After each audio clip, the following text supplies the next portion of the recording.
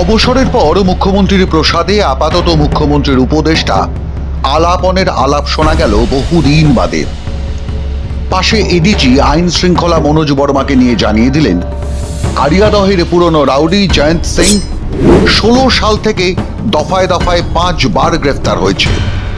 রাজ্যের পুলিশ তাকে গ্রেফতার করেছে, কিন্তু যে কথা বললেন না সেটা হলো গত 8 বছরে বা 96 মাসে 5 বার গ্রেফতার হওয়া উত্তরপ্রদেশ থেকে আসা গোয়ালা জয়ন্ত কিভাবে কার প্রসাদে জায়েন্ট বা দৈত্য হয়ে উঠল বাংলার আরিয়াদহে। শুনুন। যে ঘটনাটি নিয়ে চর্চা সংবাদ মাধ্যমে হচ্ছে, সেই ক্ষেত্রে 3টি কথা বলা প্রয়োজন বলে রাজ্য সরকার মনে করছে। 1, ঘটনাটি মার্চ 2021 সালে, 3 বৎসর আগে। 2, নিগৃহীত ব্যক্তি বলে যার ছবি ইত্যাদি সম্প্রচারিত হচ্ছে, তিনি পুরুষ। তার সম্পর্কে বহু সংবাদ মাধ্যমে বলা হচ্ছে তিনি মহিলা। পুলিশের টেকনিক্যাল অ্যানালিসিসে বেরিয়েছে সকল নিগ্রহই সমানভাবে নিন্দারও হলেও এক্ষেত্রে নিগৃহীত ব্যক্তি পুরুষ।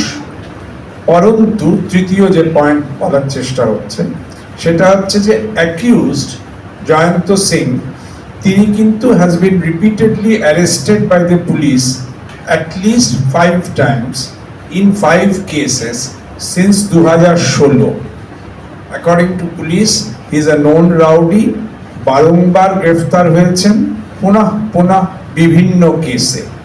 রাজ্যের মুখ্যমন্ত্রীর এমন একজন মুখ্য উপদেষ্টা থাকলেই যথেষ্ট, তাহলে আর রাজ্যের বিরোধীদের দরকার নেই।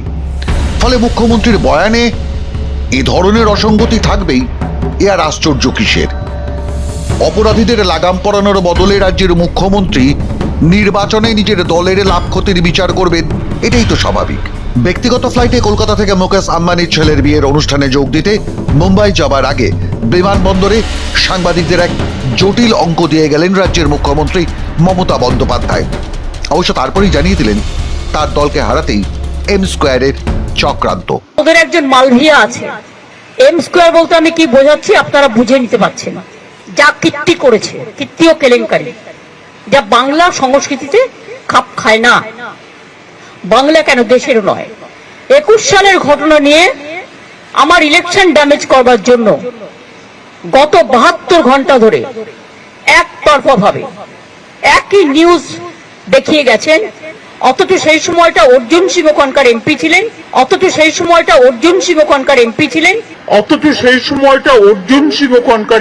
ছিলেন। এবং যারা করেছিল তারা কিন্তু অ্যারেস্ট হয়ে এখনো জেলে আছে। কে এম স্কোয়ার সে প্রসঙ্গে পরে আসছে, কিন্তু অসত্য বলতে গিয়ে আরো একবার যে ভুল তথ্য দিলেন রাজ্যের মুখ্যমন্ত্রী। 2021 সালে আরিয়াদহের সাংসদ অর্জুন সিং থাকবেন কি করে?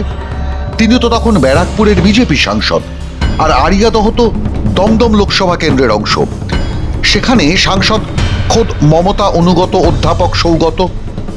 অবশ্য তার কিছুদিন পরেই অর্জুনের ব্যবসায় দফায় দফায় সিআইডি রেড চালিয়ে তাকে বিজেপি থেকে তৃণমূলে নিয়ে গিয়েছিলেন খোদ মুখ্যমন্ত্রী মমতা বন্দ্যোপাধ্যায় নিজেই। আর অসত্য বলতে গিয়ে এই মারাত্মক ভুলটা করে ফেললেন মুখ্যমন্ত্রী। সৌগত রায় অর্জুন সিং হয়ে গেল কি করে? মুখ্যমন্ত্রী কি 2016 সালের রাউডি জয়ন্ত সিংকে বাঁচাতে লোকসভার ভূগোলটাও ভুলেছেন, নাকি ইচ্ছাকৃতভাবে ঘটনা অন্যদিকে ঘোরাচ্ছেন রাজ্যের মুখ্যমন্ত্রী?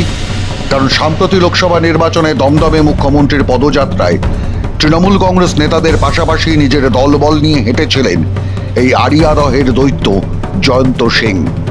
মুখ্যমন্ত্রী জানতেন না? কি বলেছিলেন মুখ্যমন্ত্রীর উপদেষ্টা? 8 বছরে 5 বার গ্রেফতার হয়েছিল পুরনো রাউডি জয়ন্ত সিং। অর্থাৎ 96 মাসে 5 বার গ্রেফতারের অর্থ হলো প্রতি 19.2 মাসে একবার করে গ্রেফতার হতো জয়ন্ত সিং। এত পরিচিত রাউডি পুনঃ গ্রেফতার হওয়ার পরেও পুলিশের ইন্টেলিজেন্স জয়ন্তর খোঁজ রাখতো না।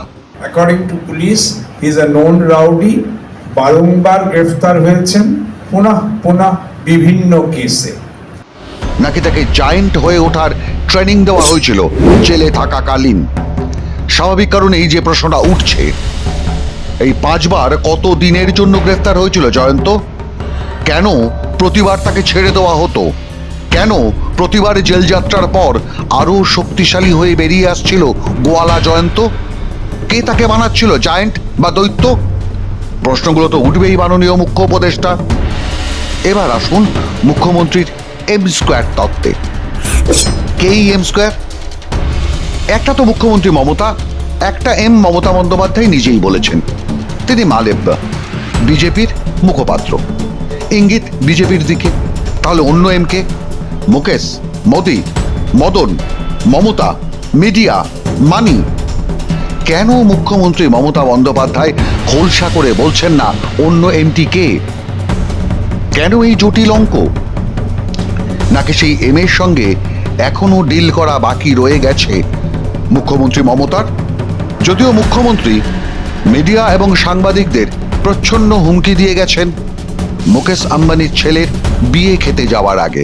প্ররোচনামূলক বিবৃতির মাধ্যমে লোককে মিসলিড করছেন, ভুল বোঝাচ্ছেন, আর অপসংস্কৃতির কাণ্ডারি হয়ে এরা মোদি মিডিয়া হয়ে গেছে। আমি আপনাদের বলবো, আপনাদের কিছু ক্রস চেক করার থাকলে, নবান্ন তো আমাদের সবাই থাকে, আমরাও তো কি আপনারা ক্রস চেক করে নিন, পুলিশের কাছে ক্রস চেক করে নিন যে অ্যাকচুয়াল কি ঘটনা ঘটেছে। এমনকি পুলিশ যখন বলছে, ইনফরমেশন দিচ্ছে, তখনও সেটাকে আপনারা ক্যারি করছেন না, just one sided news carry হচ্ছে। এটা দীর্ঘদিন চলতে পারে না।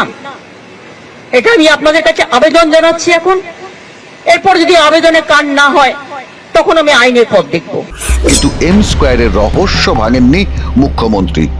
কে এম স্কোয়ারের অন্য এম? মদন নয় তো? জানেন নাকি আপনারা?